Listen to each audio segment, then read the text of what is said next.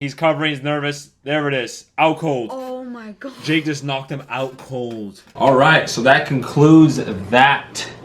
Fight is over. Mike Tyson versus Roy Jones. Mike definitely took the dub. I don't think that was a draw. But Jake Paul, second round, KO. As predicted, early stoppage, first round. I thought the first real significant punch he was going to land. I held out some potential for Nate because we didn't know anything. We didn't know how he was sparring. I knew he'd be fast and strong, but we just didn't know. You know, we didn't know, but now we know, right? It was as predicted. I did live stream my reaction, and obviously live stream the fight, but I live stream my reaction on my Twitch. Here's my Twitch. I got like 150 people.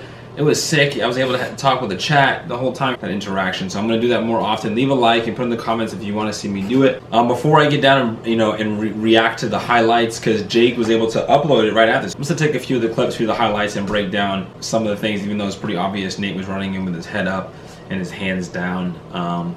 And Jake took advantage of it, you know. All right, here we go. First, Logan Paul's Instagram. Boom, boom. Uppercut, right hand. His footwork looked good.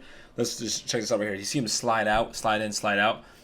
He landed in the right hand repeatedly. Behind the ears, one of them. We'll get to that in a second. But man, so he landed that, backed up, little headbutt, boom. But then he created the distance. That's what he wasn't doing. He was having a hard time with Nate, as anyone would, because of how fast and strong he is. Him closing the gap, so he was able to.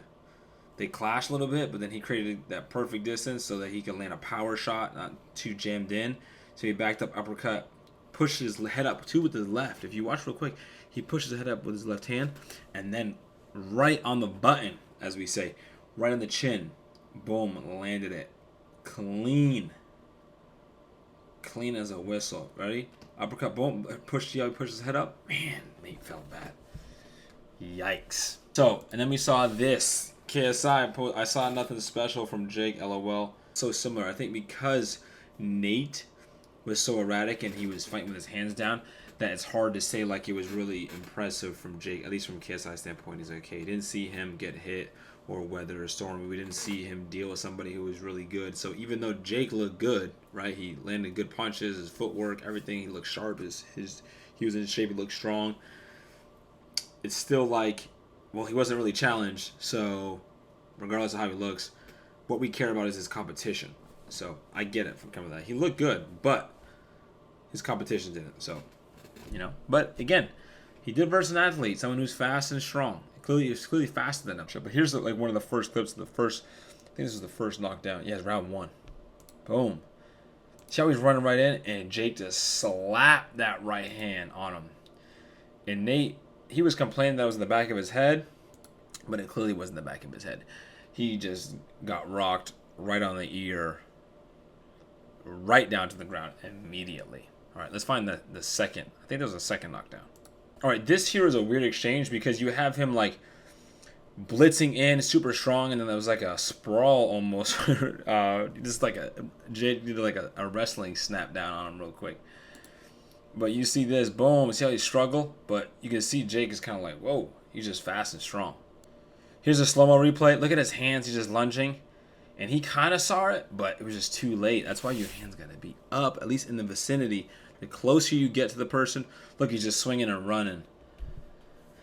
That one looked like more the back of the head, but it definitely was, it was a clean punch. This right here, I didn't like seeing from Nate as someone who's new to boxing. His hands are like all over the place. And he's moving and slapping the glove, but his backhand, his elbows are out. Unless you're a really advanced fighter, that is going to run you into a lot of trouble. So seeing that from him, I was like, on my stream, I was like, it's just a matter of time until Jake lands a clean punch. He's looking for it. Nate is fast, but as soon as he lands something clean, it is going to be lights out for Nate because of how hard he was rushing in. But see how he's kind of just waving. But a lot of clinching in this fight, but I understand it. The two, they're so erratic. Second knockdown right here. Great clip, actually, of Jake. You see him feint, like stunt and jab, and throw, and then land a counter punch. You look at him here. Boom, he feints again, lands a jab, they counter a jab, and then immediately, as soon as Nate comes in, Nate drops his head, and boom, big right overhand. The big thing is that Nate, because he's so fast and he's blitzing him with his hands down, he's actually causing more power because he's moving into it, right? So you're causing more power because it's an overhand or it's a punch, but he's running into it. If you're moving faster straight in and you're not anticipating that, you're going to cause more damage to yourself, right? Because he's not feinting, he's not trying to work his way in, he's just running in. So if you do that, you're gonna, if you get hit by anything, like Jake said he wanted to knock him out with a jab, he probably could have, honestly, if he threw the jab a little bit harder. And right after that knockdown, here it is. Jake lands the jab. They collide again. I think because Nate was so fast, so Jake, when he was, it forced him to fight a little faster than he's used to because the distance was an issue. Like you see him colliding, but Jake did a good job adjusting right here. Uppercut, beautiful uppercut. Left hand to push his head up, little short left hook. And then right, beautiful, like short right hook on the button. Oh, sent Nate out. Quick combination. Oh, I just ruined it. Let me get back to it. This is a good, you watch Jake. He does a great job using his hips, turning his body right here. Right hand, put his whole body behind it. Lifted Nate off his feet. Jake's been really working on his power punches. Right here. This is the part I think was impressive at least. This is, he's moving backwards while punching, right? He landed a clean uppercut. It wasn't just like a wild swing, close his eyes punch. It wasn't like he was just, I mean, he was already hurt. But you're seeing a combination, a very accurate combination. Jab, boom, while moving backwards.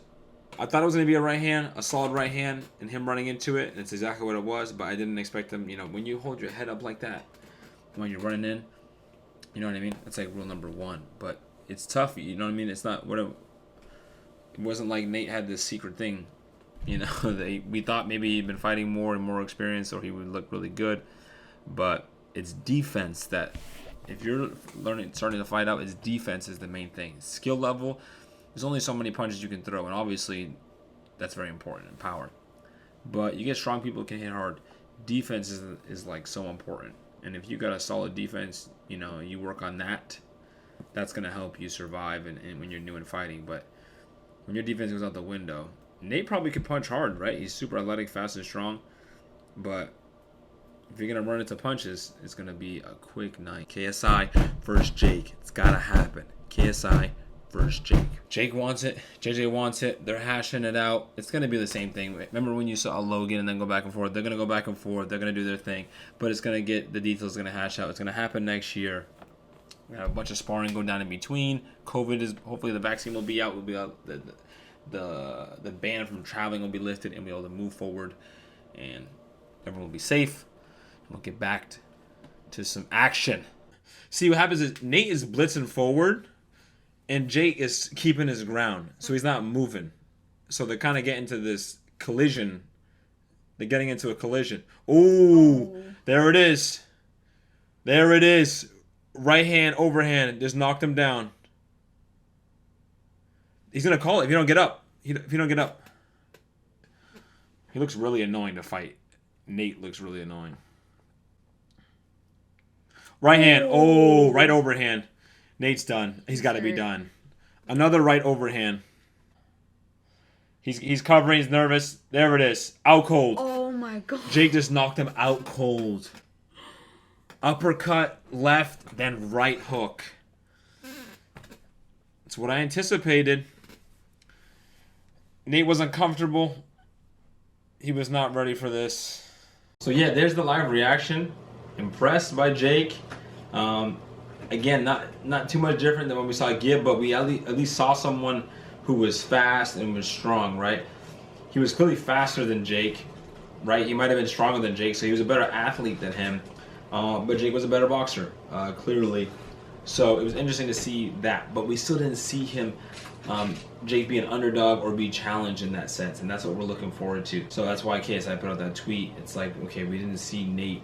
It wasn't anything crazy. I think JJ would have done the same thing in terms of catching Nate and bring him into, you know, once he got hurt, he would have been nervous, and I think JJ would have walked right through him, right? So, oh, I saw in a comment, actually, before I go, leave a like, and again, put in the comments some more work for you guys if you want to see a YouTube tier list now. I think like a top 10 or a top 5, a YouTube tier list of YouTube boxers, right? You know, see where everyone falls, see where I fall, see where everyone else falls. I think that'd be pretty cool. I can break down people's stuff. It could be a fun, interesting analysis video for you guys. All right, leave a like and sub. Ooh.